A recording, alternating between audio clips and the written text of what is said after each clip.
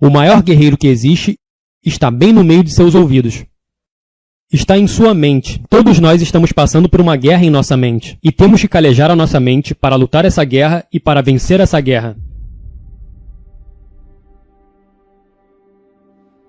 Nós vivemos em um mundo em que queremos estar tão confortáveis quanto possível. E nos perguntamos por que não temos crescimento. Nos perguntamos por que, quando a menor coisa em nossa vida fica difícil, nos perguntamos por que somos covardes e desistimos. Por que estamos meio que levando a vida? Quero dizer, temos sido assim por toda a nossa vida. Toda a nossa vida foi moldada para seguir o caminho de menor resistência. Nós não queremos sofrer. Não queremos sentir desconforto. Então o tempo todo estamos vivendo nossas vidas em uma área muito confortável. Não há crescimento nisso. Então no meu caso eu descobri o seguinte. Percebi que a razão pela qual eu cheguei aos 134 quilos é porque isso era confortável. O que era muito desconfortável era correr. Era muito desconfortável manter uma dieta. Era muito desconfortável tentar encarar as coisas que eu não queria encarar. E eu também percebi quando eu estava acima do peso que eu não tinha crescimento. Por quê? Porque eu estava vivendo de forma confortável. Então eu percebi que para eu conseguir esse crescimento, eu teria que enfrentar todas essas coisas diferentes, que me deixavam muito, muito desconfortável. Uma coisa que eu encarei foi correr. Eu absolutamente odiava correr. Mas eu sabia que para eu crescer, eu teria que fazer essa coisa todos os dias. Eu queria começar a calejar a minha mente. Eu queria começar a me tornar uma pessoa melhor. E como você se torna uma pessoa melhor? Como você ganha resistência mental? Como você se torna a pessoa que você quer ser? É constantemente enfrentando as coisas que você não quer enfrentar. Se você constantemente fugir das coisas que você não quer encarar, como você vai crescer? Como vai ser a sua resistência mental? Eu posso te dar uma aula o dia inteiro sobre motivação pessoal, visualização, sobre comer um elefante com uma mordida de cada vez, mas se você nunca se colocar em uma situação para realmente praticar essas coisas, você nunca vai crescer. Eu não posso colocá-lo lá fora. Todos nós estamos passando por uma batalha em nossa mente. Um guerreiro não é uma pessoa que carrega uma arma. O maior guerreiro que existe está bem no meio de seus ouvidos.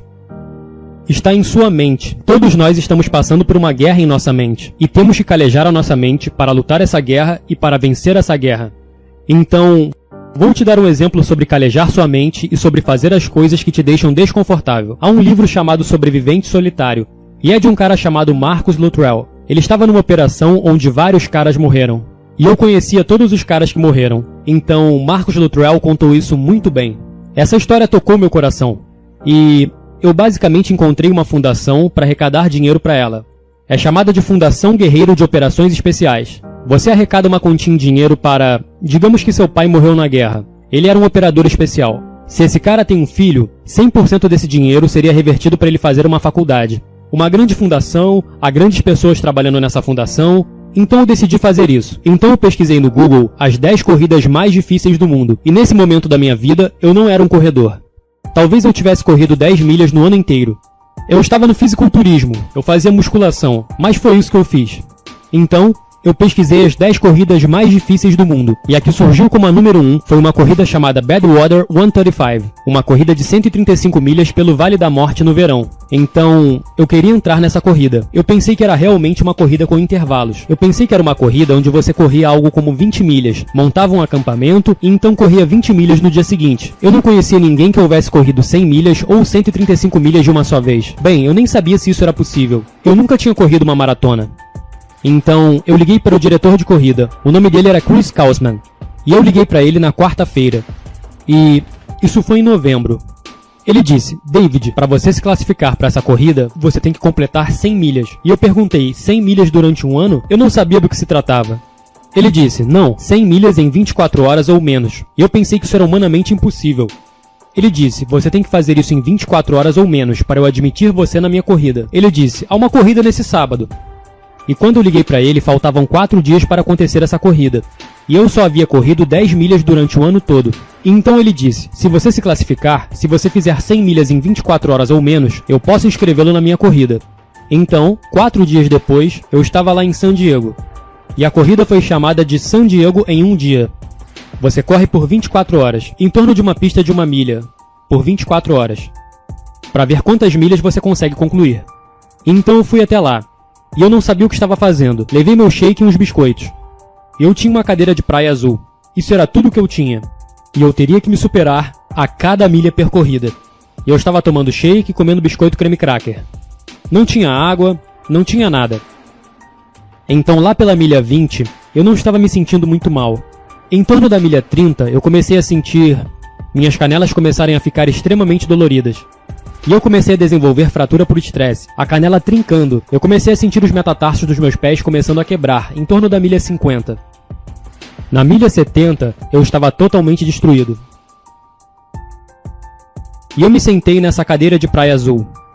E eu estava destruído. Foi quando uma pessoa maior surgiu aqui. Eu não sei exatamente quanto eu pesava, mas eu estava extremamente grande. Eu era um levantador de peso. Eu levantava muitos pesos, mas eu não era um atleta de resistência, de jeito nenhum. Então eu sentei nessa cadeira de praia azul, sem forças, e eu literalmente não pude levantar. Eu estava destruído. E eu não era capaz de ir ao banheiro. Bem, eu não conseguia me levantar para ir ao banheiro. Então eu sentei lá e fiz meu próprio banheiro. Eu estava destruído. E eu estava ficando sem cor, estava pálido, eu estava tonto, enjoado. Eu estava na pior forma da minha vida inteira. Eu estive em 3 Hell Weeks, Ranger School, todos esses diferentes programas de treinamento. E essa foi a pior situação em que estive em toda a minha vida. Eu pensei que estava literalmente morrendo. E tudo que eu conseguia pensar era, como é que eu posso sair dessa cadeira? Eu tenho 30 milhas para terminar. E por tudo que eu já passei, percebi que a mente humana, se você puder colocá-la de uma forma muito tranquila, em um lugar calmo, e fazê-la se acalmar, e não algo tão espástico, você poderia possivelmente fazer isso funcionar para você. O quão ruim você está realmente. Então eu me acalmei, e eu tive que fazer essa coisa imensa ficar pequena. Eu tinha mais 30 milhas para correr. E meu corpo estava na pior forma de toda a minha vida. A pior dor que eu já senti na minha vida. Então eu dividi essas 30 milhas restantes. Eu dividi isso em pequenas partes. Eu acalmei minha mente. Eu tive que conseguir água, eu tive que conseguir potássio, eu tive que conseguir sódio. Eu tive que parar de ficar tão tonto, porque eu não era capaz de me levantar. Então, minha tontura passou depois de cerca de 1 hora. E eu fui capaz de me levantar nesse momento. E eu continuei nessa corrida, fazendo algo como 30 e poucos minutos por milha. E eu nunca esqueço da minha pessoa cruel dizendo: "Ei, eu quero a minha milha 81. Eles disseram que você não vai conseguir terminar a tempo. Eu tinha 24 horas e eu estava indo tão devagar, levando muito tempo." Foi aí que eu percebi que na mente humana, uma vez que tudo se conecta, uma vez que a mente sabe que você não vai desistir de algo, ela vai tentar encontrar mais. Ela vai tentar te dar mais. Uma vez que a mente percebe que você não vai seguir o caminho de menor resistência, que você vai ficar aqui até terminar, minha mente, meu corpo e meu espírito se tornaram um pela primeira vez. Pela primeira vez eles se tornaram um.